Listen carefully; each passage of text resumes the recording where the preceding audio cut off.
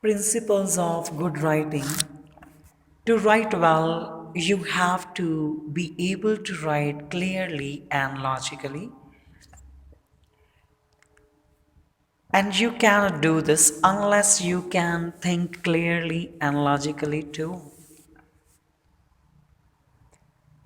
If you cannot do this yet, you should train yourself to do it by taking particular problems and following them through point by point to a solution without leaving anything out and without avoiding any difficulties that you meet.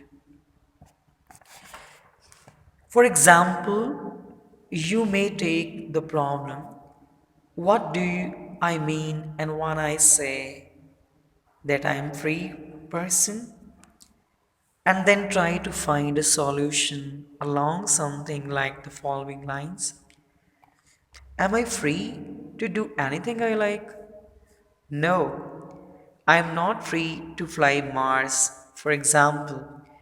My freedom is limited to what is possible. Am I then free to do anything that it is possible for me to do? No, I am not free to kill my neighbor. For example, my freedom is limited to what is possible and legal. But I am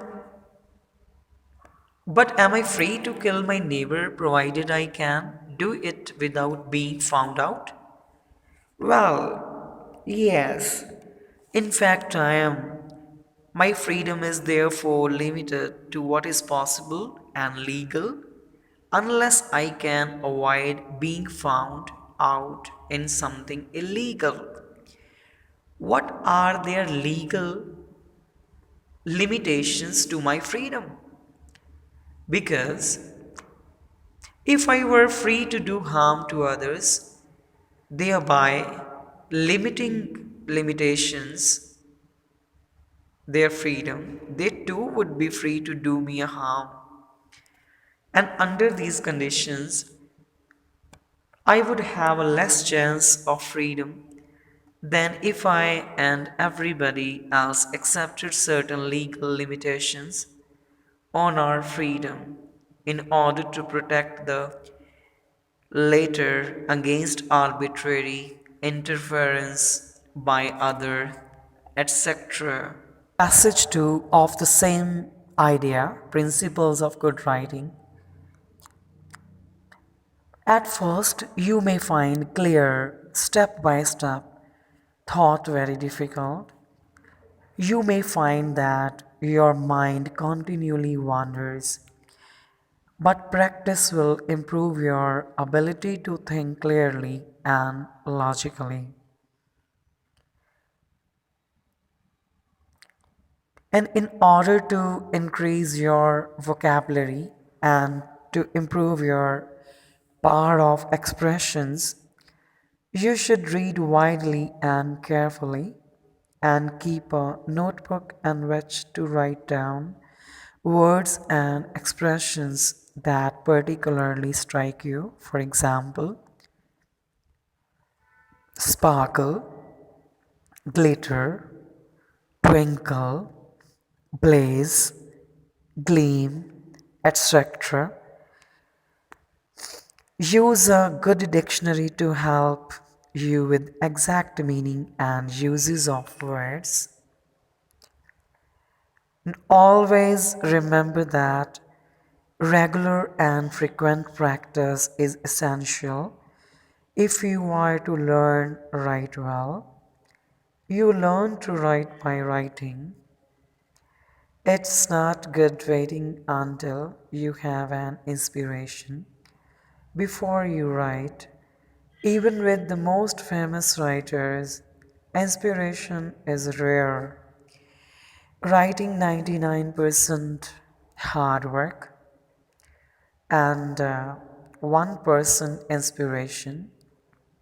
So, the sooner you get into the habit of disciplining yourself to write, the better. Passage number 3 of the same idea, Principles of Good Writing. Let us start. If you keep your eyes and ears open, you will find plenty of things to write about around you, and often a little piece of conversation heard in the street can start you thinking along interesting new lines. Imagine that you are a stranger who is not familiar with things that you see all around you, and you start from there. Read the newspaper carefully. Every day there are examples of human joy and human tragedy, and at which can give you ideas for articles, essays, or short stories. Keep a notebook in which to put down things that you notice or ideas that come to you where you are out walking, when you are reading a book or magazine, or at other time. Some people get ideas in the bath or when they wake up during the night. Unless they write these ideas down at once, they often forget them. The passage 4 of the same presentation, Principles of Good Writing. Try to develop a warm human understanding of people, their problems, their joys, and their sorrows, so that you are genuinely interested in everyone you meet and every incident you see. You will then find material for your work as a writer, where before you could perhaps see nothing of interest. To be a successful writer, you must write interestingly, but different kinds of people have different interests, and it is most unlikely that you will be able to appeal to all of them. You therefore have to know exactly what type of reader you are waiting for and exactly what kind of things interest such a reader. By carefully reading magazines which are written for particular kinds of reader, example, women's magazines, magazines for teenagers, magazines for well educated men, you can find out the things that interest particular types of reader. The passage number 5 of the same idea, Principles of Good Writing. Let us start with the passage 5. Most of most people are interested in the present even when they read about the past or the future, and it is letter's connection with or relevance to the present that particularly interests them. You should therefore choose subjects of topical interest, the latest fashions in some particular fields, problems which worry people nowadays, and so on. You should write about Christmas when people are making preparation for this festival, and about summer holidays when the summer is approaching. As much as possible, choose subjects of which you have personal experience. You will be able to write on these much more convincingly and with greater authority than on subjects about which you have only second hand information. The passage number 6 of the same passage, the principles of good writing, presentation of very great importance in good writing. Your opening paragraph should arrest the reader's attention and show him what you are writing about and why. If you are going to give the reader some information, tell him what subject you are going to deal with. If you are going to argue in support of your particular point of view, say what this point of view is. There is no harm in startling the reader in this first paragraph by putting forward a new and apparently paradoxical point of view, provided you have convincing argument to support it in the rest of what you are right. The passage number 7 of the same presentation, principles of good writing. Let's start with this.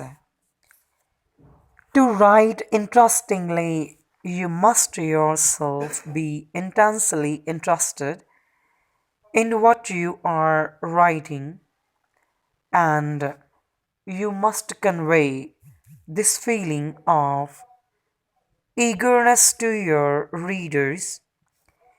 You must also believe intensely in what you are writing and convince your readers of your honesty.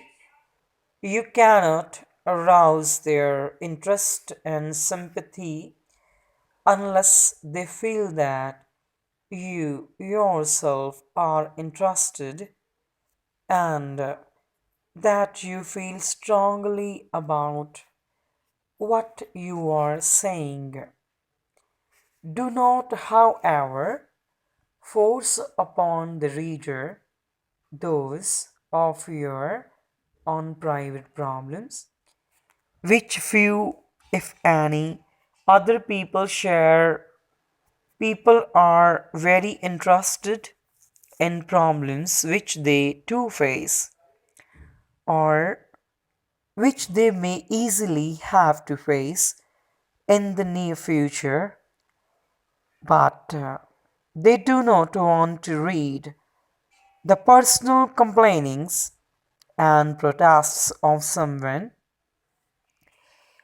whom they consider a crank or whom they suspect of being mentally unbalanced. The passage number 8 of the same idea, principles of good writing.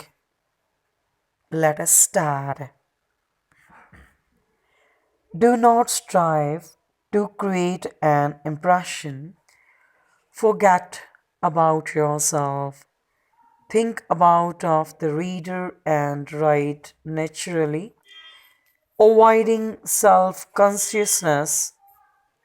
If you have something interesting to write about and can express it clearly, simply, and with the human touch, it is sure to appeal to some class of readers.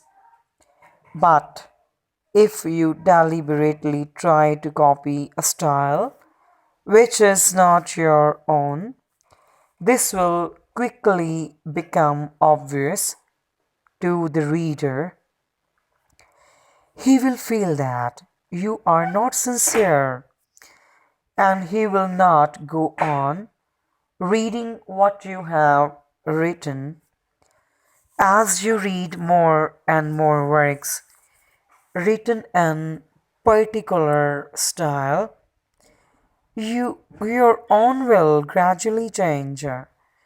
But this will be natural process and your new style will be yours because it comes. This does not mean that you should not cultivate vivid expression if you train yourself to see and hear things keenly and responsively as an artist or a musician does. You will be able to describe them vividly and without artificiality. The passage number 9 we have of the same passage, the principle of good writing, here and now. Let us start. Passage 9.